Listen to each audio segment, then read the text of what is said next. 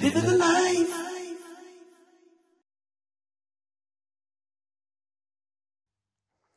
Assalamu alaikum and welcome back to Living the Life. Now it's time to meet our second guest of the evening, and with me I have Farzana Rahman, and she is the founder of Desi Dolls Company. Assalamu alaikum, Farzana. Wa alaikum assalam. How are you? Very well, thank you. Welcome to our sofa. Thank you. Thank Now, you. Desi Dolls, that's an interesting name for a company. Is it just dolls? It's not just dolls. It started off as just dolls, but we've moved a long way since then. We started off with 2 products. We're now at 15 plus products. So. How did it all start? By accident. Okay. Always the best plans start like this. My children were very little. I was trying to teach them about their faith, and I was trying to consolidate their learning with some fun toys, and I couldn't find anything. So I started putting pen to paper, started designing something.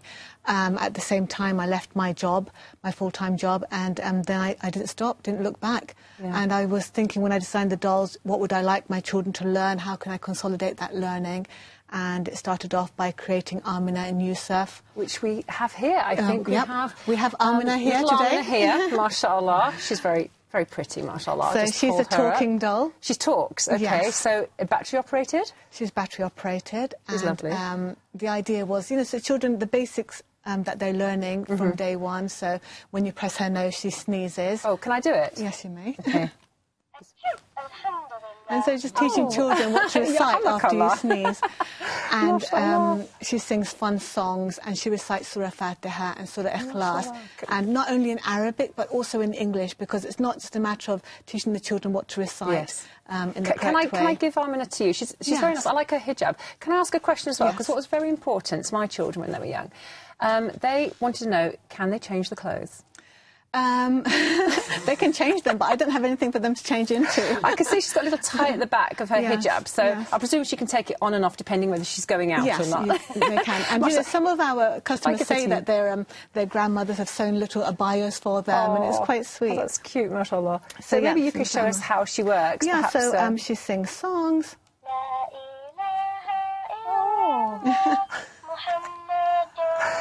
Oh, she's lovely. And she also recites Surah Fatiha and Surah Ikhlas.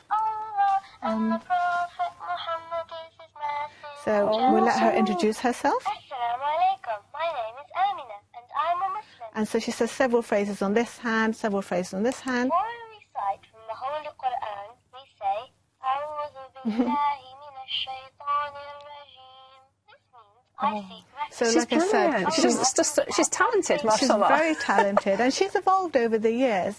We've really improved the pronunciation, making sure she speaks with proper tajweed, and she's wearing nice, fun colours, and you can replace the batteries. And she even comes with a replaceable cartridge, because we listened to the customers, and they were saying, that's fantastic. Our child has learned effortlessly through play. This surah, that surah. What else can they learn? So we had to take on board that feedback, and then I created a replaceable cartridge system, so that they can then replace the cartridge and learn additional 5 surahs. Wow, it's amazing. And did you notice little Amina here is in the same colours as Finance Airways? You see Kazi? She's a supporter, mashallah. I see a collaboration coming on. Yes. Well, alhamdulillah. And of course, obviously, been 10 years sort of making dolls and other toys in your company means that, you've got, like you said, you've sorted out any problems, ironed out any sort of initial problems that may occur. But what else do you have? So we have a Yusuf doll with us, and we also, in between, I thought, okay, we've got the doll, that's my flagship product, and what else can I do? So as my children were growing, I was seeing what they needed and help with and learning. So they contributed to your ideas? They were totally my inspiration. So they started learning the Arabic alphabet, so I created the Arabic alphabet sound puzzle. And then I went on to write a book called Don't Forget to Say Bismillah, that encourages children to learn Islamic etiquette, and against the sound, and it's a sound book, so it's teaching them in Arabic and in English, when to say things like Alhamdulillah, when to say Bismillah. So that book's called Don't Forget to Say Bismillah. I also created the Fundo Arabic alphabet bucket, which I've got here with me. Okay, we can have a couldn't little bring look. everything, but that's yes, why not? No, that's fine. Let's have a little look. Right. Wow, and I think we also have a giveaway.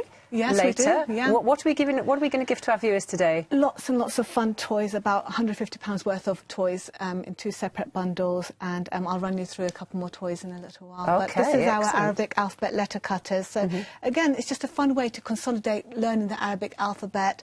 They can roll it out and they can cut out alif, ba, ta, and they start constructing little words, and it keeps the kids occupied for hours, and what better way to keep them busy. Excellent. No, that's the sort of thing that doesn't grow old either. It doesn't. It's something they can reuse, I presume, exactly. again and again. And the kids love it, and it's a fun way, rather than sitting down in the classroom and saying that's alif, ba, Yes. It's a really fun way for them to learn. So I've done that. So wrote the book. I also created I Pray Salah Pad, which is a fun way for children to learn how to pray and what to recite in each position. So tell me more about your journey with this. For example, it couldn't have been easy trying to juggle everything as a mother with children and a career at the beginning. So why did you? I mean, you said you did it for, because of your children. So how did you get through the tough times at the beginning? Tell us a little bit about the journey.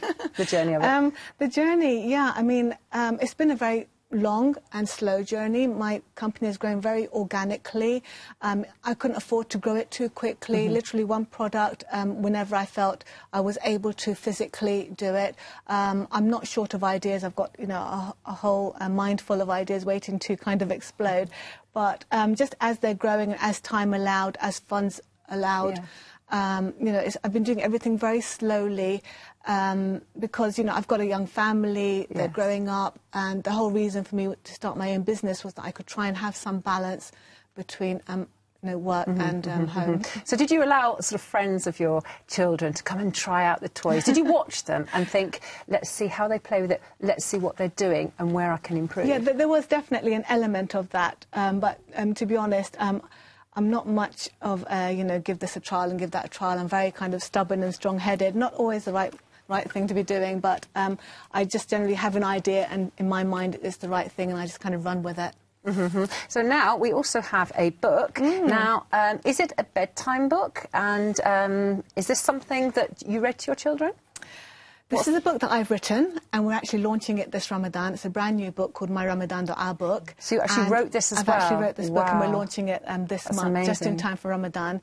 And I just felt that, there's not one place where you can find all the du'as in one book, because we're always scrambling around, what's the du'a for opening your fast, what's the du'a for after the fast, what du'a do we recite for Laylatul Qadr, what is Surah Al-Qadr, and again in Arabic and in English, and it's even got the Eid Takbir, because we know how we go to the mosque and we're hearing the Eid Takbir, and it's nice to be able to join along. One? Yes, what would you like to press? Which one's well, quite we can short? start with this one, if I turn it on. Brilliant. So soon we have to play that one, won't we? Yeah, and then you've got the dua before fast and after, when you open the fast.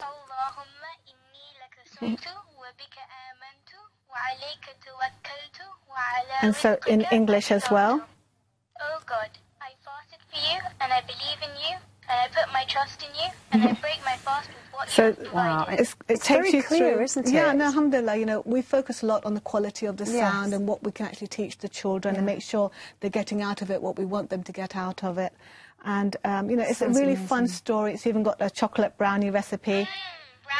And That's lots of fun things for keep children busy. To break up the du'as and things in between, and they can go back to the du'a and go back to sort of happy Ramadan.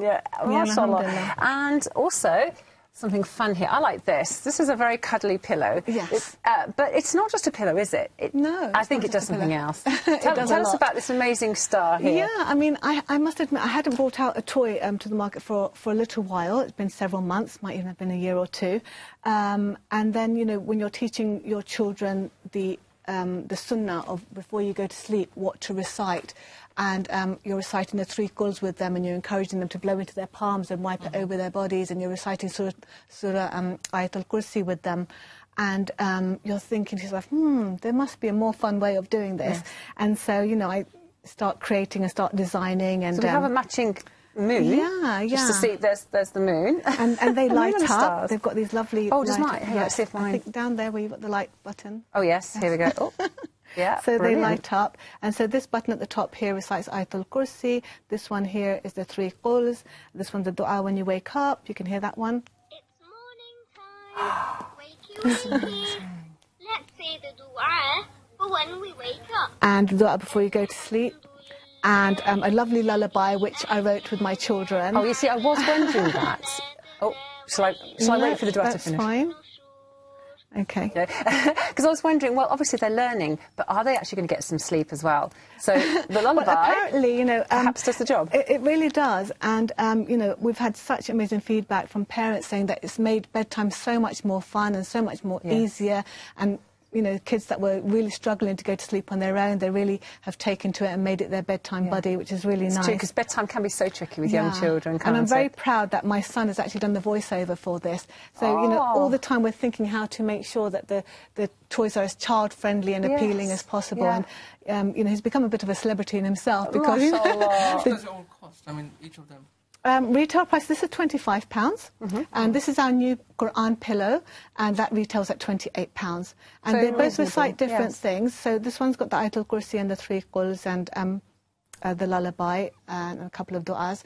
This one here has actually got the whole of Surah Ar-Rahman on it, Surah Yasin, and the last 2 ayahs of Surah Baqarah.